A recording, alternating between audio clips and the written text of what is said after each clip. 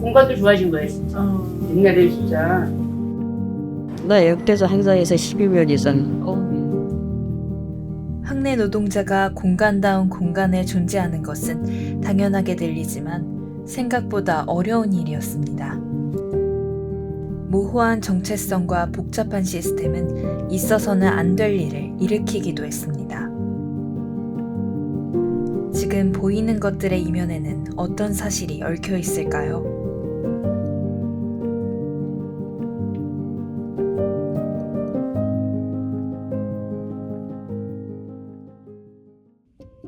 (2018년) 학내 노동자 고용 체계에 큰 변화가 일어났습니다. 1년 단위로 계약을 갱신해야 하는 비정규직 직원이었던 청소, 경비, 시설 분야의 용역 및 파견 근로자들을 직접 고용 형태의 정규직으로 전환하기로 결정된 것입니다. 그런데 완전한 정규직은 아니었습니다. 정해진 기간 없이 근로계약이 이루어지고 정년도 보장되긴 했지만 그들의 이름은 무기계약 자체직원이 됐습니다. 교수, 강사 등 교원을 제외한 직원은 크게 법인 직원과 자체 직원으로 구분됩니다. 국립서울대학 법인의 출범과 함께 대학 본부의 통일된 관리를 받는 법인 직원과 법인 직원이 아닌 근로자들, 즉 자체 직원이 있습니다.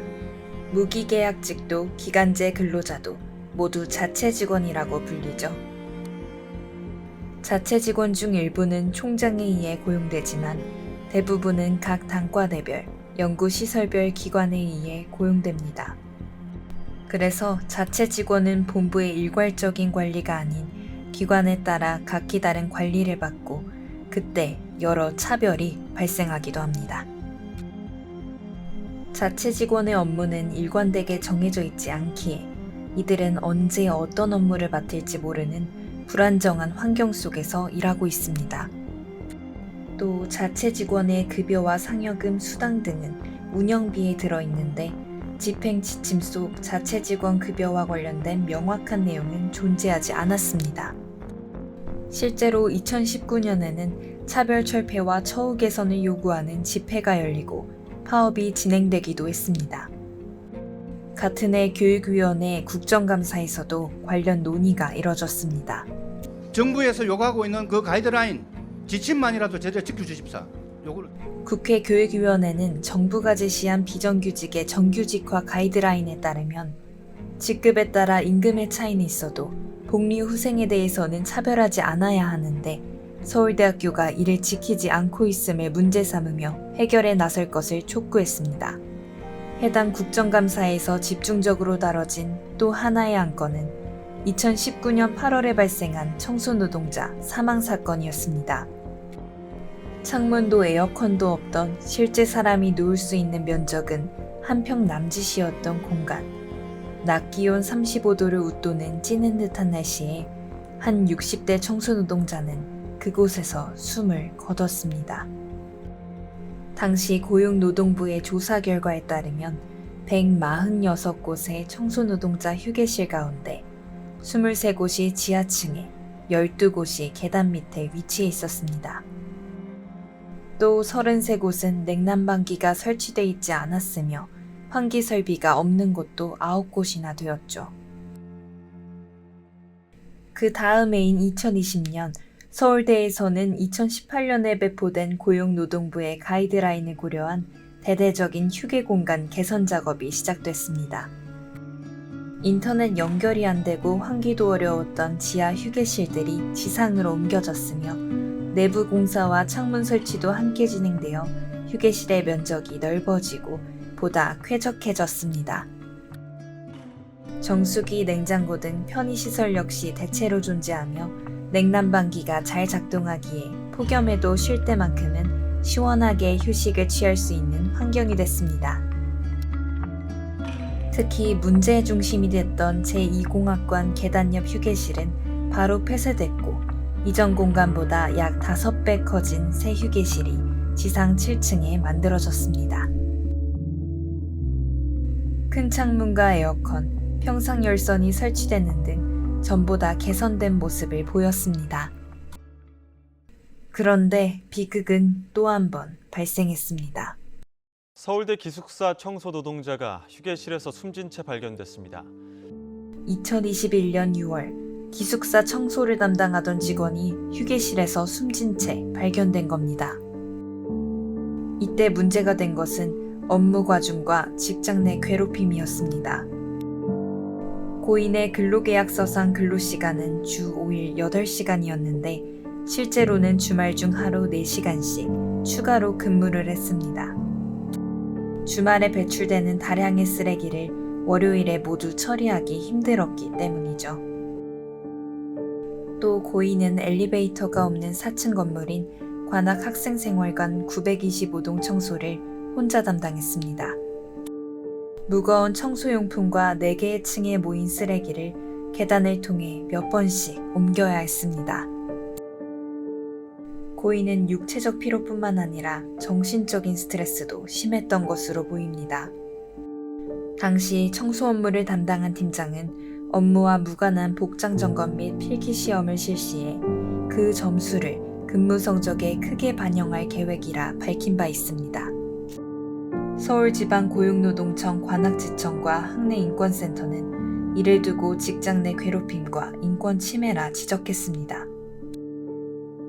근로기준법 제76조 2항 사용자 또는 근로자는 직장에서의 지위 또는 관계 등의 우위를 이용하여 업무상 적정 범위를 넘어 다른 근로자에게 신체적, 정신적 고통을 주거나 근무 환경을 악화시키는 행위를 하여서는 아니 된다.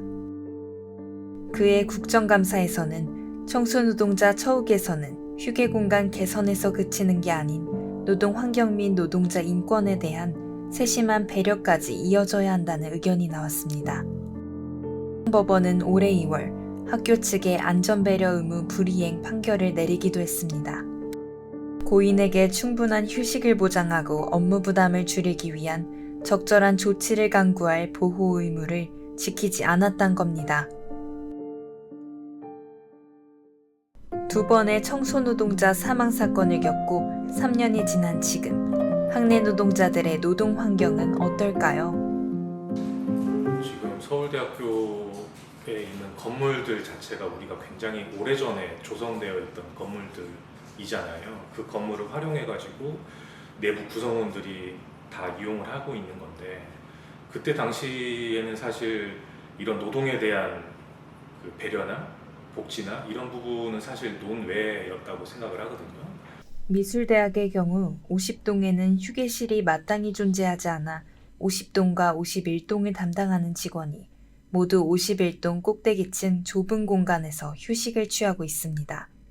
우리 학교 휴게시설 가이드라인에 따르면 휴게시설은 작업 공간에서 100m 이내, 걸어서 3에서 5분 이내에 이동할 수 있는 위치에 있어야 하며 작업장이 넓을 경우 거점별로 휴게 공간을 마련하거나 각 층마다 설치해야 합니다.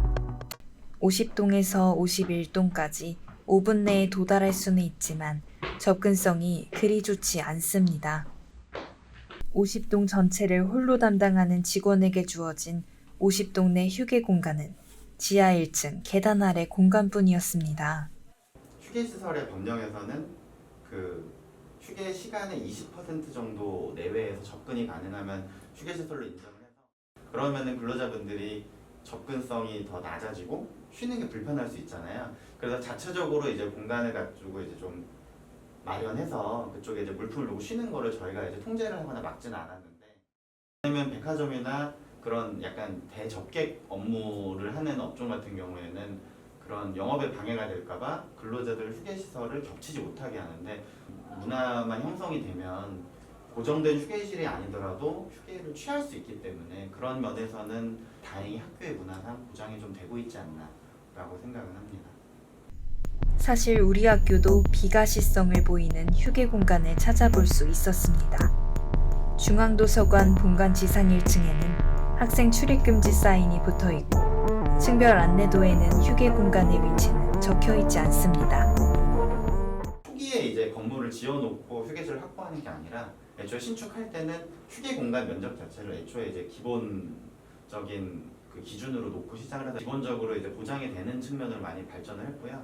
다만 이제 과거에 지어져서 좀 공간 여력이 안 되는 경우에는 뭐 옆에 기관이나 건물의 협조를 구하는 것 또는 최대한 이제 내부 시설을 확보하고자 그렇게 노력을 하고 있습니다. 샤워 시설을 설치할 공간이 안 나오는 거예요. 그렇다고 건물을 새로 지을 수도 없지 않습니까? 우리에게 양해를 구해서 뭐 옆 건물에서 샤워하고 퇴근하실 수 있도록 조치한다거나 이런 부분은 있을 수 있습니다만 많이 좋아졌다. 그건 뭐 저희 노조도 노동 환경 개선을 위한 여러 노력이 이루어지고 있지만 휴식의 질과 노동의 강도는 같은 서울대학교 직원일지라도 큰 차이를 보입니다. 그 근본적인 이유는 제도적 측면에서 살펴볼 수 있습니다. 자체 직원은 법인 직원 외 전체 직원으로 정의되는 것에서 알 수 있듯 그 개념이 매우 포괄적입니다. 그 안에서 고용 주체도 고용 형식도 맞는 업무도 다양하죠. 자체 직원을 업무에 따라 두 갈래로 구분하자면 학사 관련 업무를 맡는 학사 운영직, 시설 관리 등 업무를 맡는 대학 운영직으로 나눠볼 수 있습니다. 시설미화원은 대학 운영직에 속하는데 같은 대학 운영직이어도 고용 형식에 따라 어떤 기관에 속해 있는지 등에 따라 처우에 있어 크고 작은 차이가 있습니다. 그래서 어느 대학과 대학은 그걸 주고 어느 대학과 대학은 안 주는 거예요. 그게 5만 원이에요. 뭐 2천만 원 받는데 5만 원이면 상관이 없겠죠. 500만 원 받는데 5만 원이면 크게 그런가 봐서 상관이 없는데 최저임금 받는 입장에서 5만 원이 굉장히 큰 거죠. 그 차이는 임금에서 그치지 않습니다. 몇 명이 함께하는지 담당 구역의 상황이 어떤지에 따라 업무 강도 역시 크게 달라지죠. 실제로 몇 단과대학의 직원들은 업무 과중으로 인해 자발적으로 정해진 출근 시간보다 더 이른 시간부터 일을 시작하기도 합니다. 때로는 이런 차이가 차별이 될 수 있습니다. 또 알게 모르게 그런 복지가 좀 자잘한 부분에 있어서 차이가 나요. 몇몇 단과대들에서 또 연차를 못 쓸 경우에 지급을 해야 되는 법적 의무 사항인 대체 수당의 차원에서 다소 이제 미진한 불법 이런 차별이라든가 문제들이 계속해서 발생하는 이유 중에 하나가 많은 고용이 파편화되어 있기 때문이기도 하거든요. 뭐 전체적으로 형성되는 노동 조건이 동일적으로 잘 파급되거나 적용되지 않는 문제들이 있고 뭐 글로벌 학생 생활관 비롯해서 몇몇 곳들에서 영역업체 간접 고용이 다시 부활을 했고 이제 고용 구조의 파편화라는 게 되게 이전보다 더 심해지고 있는 상황이라고 볼 수가 있고 이건 조금 더 비단 청소노동자만의 이야기는 아닙니다. 학식은 물론 카페, 기념품점 등 학내 여러 매장을 관리하는 생활협동조합, 생협의 운영체계 역시 매우 복잡합니다. 그리고 그 복잡함은 노동자들의 땀과 눈물을 가리기도 합니다. 그렇습니다. 원래 생활협동조합이 서울대학교 후생복지과라는 부서에 소속되어 있었던 적이 있었단 말이에요. 그러니까 나라로부터 지원받은 시설을 가지고 수익 사업을 하면 안 된다라는 지적이 있었어요. 그래서 이런 부분을 해소하기 위해서 협동조합 형태로 조직 형태를 변환하는 거죠. 사실 지금 서울대학교는 국립대학 법인으로 전환이 되었기 때문에 예전에 외주로 전환했던 그런 취지라고 하면 그런 부분 해소가 되었으니 다시 원래대로 복귀하는 것도 얼마든지 가능하다라는 입장인 거고요. 외주화도 어찌됐든 보면 복지에 대한 부분을 외주를 통해서 인건비 절감이라든지 운영비 절감이라든지 이런 거를 기대하기 때문에 학교가 자꾸 외주화를 얘기하는 것 같거든요. 시설미화 및 관리직, 경비원, 학생 식당 노동자, 더 나아가 한국어 교원 및 비학생 조교 등 학교의 운영을 위해 힘쓰는 많은 이들이 차이 혹은 차별, 그리고 그로 인한 불편을 감내하고 있었습니다. 공간을 비롯해 노동자 처우 개선을 위한 여러 움직임이 있었고 실제로 과거에 비해 많은 부분이 개선됐습니다. 하지만 여전히 갈 길은 끝이 없습니다. 현실적인 이유에 따른 어려움은 물론 인식적 측면에서의 한계도 있죠. 마지막 3부에서는 한 사람 한 사람 곁으로 다가가 그들이 들려줄 어떤 이야기에 주목해 보겠습니다.